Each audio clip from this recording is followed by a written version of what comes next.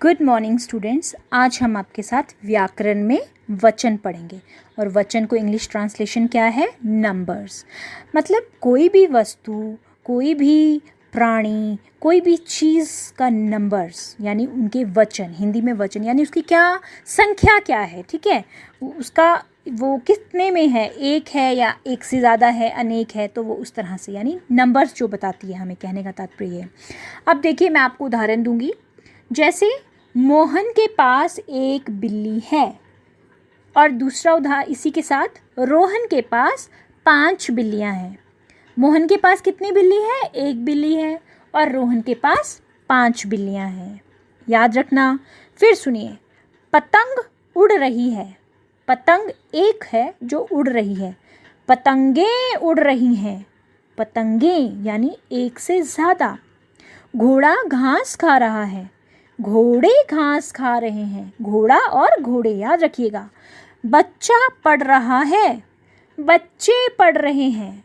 देखिए बेटा, एक बिल्ली, ठीक है, पतंग, घोड़ा, बच्चा, इन शब्दों से हमें एक प्राणी या एक वस्तु का बोध हुआ, जबकि 5 बिल्लियाँ, पतंगे, घोड़े, बच्चे, इन शब्दों से हमें एक से अधिक प्राणी या वस्तु का बोध हुआ।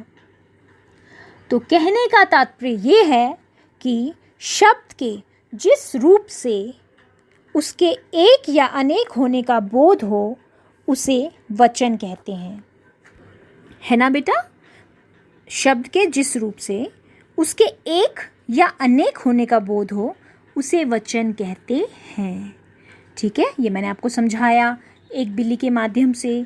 पतंग, घोड़ा, बच्चा ये एक थे, ठीक है। यानी यहाँ पे हमें पता चला जो भी प्राणी या वस्तु है उनकी जो संख्या है वो एक है, जबकि पतंगे, घोड़े, बच्चे, 5 बिल्लियाँ, यहाँ पे हमें पता चला कि एक से अधिक प्राणी या वस्तुएं हैं या जो भी कोई चीज़ है, ठीक है। तो जब भी हमें पता चले कि शब्द के जिस रूप से उसके एक या अनेक होने का बोध हो तो वह वचन कहलाते हैं। अब बहुत इंपॉर्टेंट बात, वचन के भेद। वचन के 2 भेद हैं। कितने भेद? 2 भेद हैं, एक वचन और बहुवचन, ठीक है।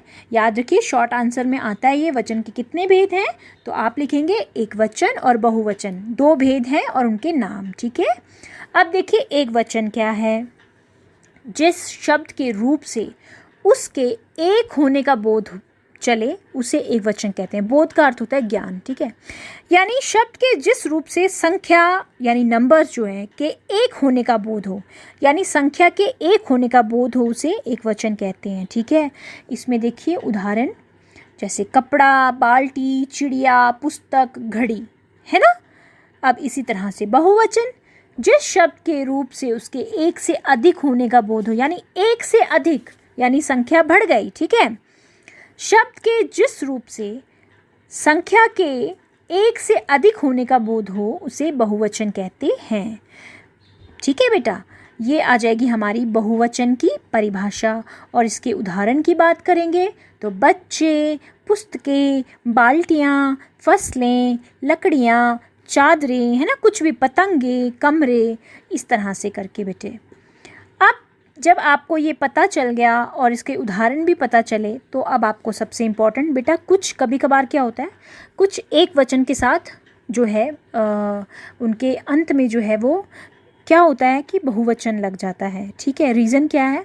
कुछ कभी कभी एक वचन के साथ जो उसकी फॉर एग्ज़ाम्पल मैं आपको एग्जाम्पल से समझाऊंगी। जैसे मास्टर जी पढ़ा रहे हैं। अब मास्टर जी तो एक हैं, पर यहाँ हमने रहे क्यों लिखा है? रहे तो हम, जैसे मैंने बोला था, बच्चे पढ़ रहे हैं। बच्चे यानी बच्चे थे, यानी एक बच्चा नहीं था, यहाँ बहुत सारे बच्चे पढ़ रहे थे, पर मैंने यहाँ मास्टर जी पढ़ा रहे हैं लगाया। रीज़न, क्योंकि बच्चे अपने से बड़ों के साथ आदर चिन्ह लगते हैं। तो यहाँ पे कुछ ऐसे शब्द होते हैं जिनके साथ भले ही वो एक वचन में हो परंतु उनका जो अंत में जो लगने वाले शब्द होते हैं, है ना, जैसे जो क्रिया या जो शब्द होते हैं उन्हें हमें वहाँ पे कन्वर्ट करके बहुवचन में लगे रहते हैं। अगर हम लगाएं मास्टर जी पढ़ा रहा है तो कितना बुरा लगेगा, मतलब आदर सूचक तो नहीं है यहाँ पे, आदर तो किसी तरह से नहीं लग रहा मास्टर जी के प्रति, लग रहा है क्या? नहीं लग रहा। जैसे पिताजी खाना खा रहे हैं लगाया मैंने, या फिर अगर अब आप बोलोगे मैम रहे हैं क्यों लगाया, पिताजी तो एक है, पर पिताजी खाना खा रहा है तो अच्छा लग रहा है ऐसे बोलने में, नहीं लग रहा ना, आदर सूचक नहीं लग रहा है ना, तो इसीलिए कुछ शब्दों में इस तरह का प्रयोग होता है। देखिए बच्चे, वचन की पहचान, यानी वचन की जो पहचान होती है वो संज्ञा, सर्वनाम या क्रिया से होती है, ठीक है। अब इसके साथ ही आप स्क्रीन में देखेंगे तो मैंने कुछ है ना, लड़का, लड़के, पत्ता, पत्ते, बूंद, बूंदे, मैं, हम, रस्सी, रस्सियाँ, ये उदाहरण दिए हैं एक वचन से बहुवचन में।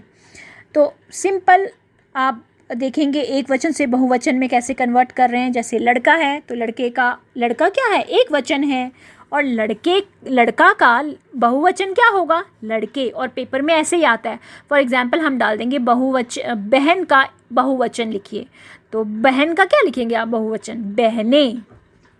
ऐसे ही आँख का बहुवचन लिखिए तो आप लिखेंगे आँखें। सड़क का सड़कें, पुस्तक का पुस्तकें, बात का बातें, बेटा बेटे, घोड़ा घोड़े, ठीक है। इस तरह से करके मैंने आपके, ये तो थे कुछ ऐसे उदाहरण जो एक वचन से हमने बहुवचन में कन्वर्ट किए।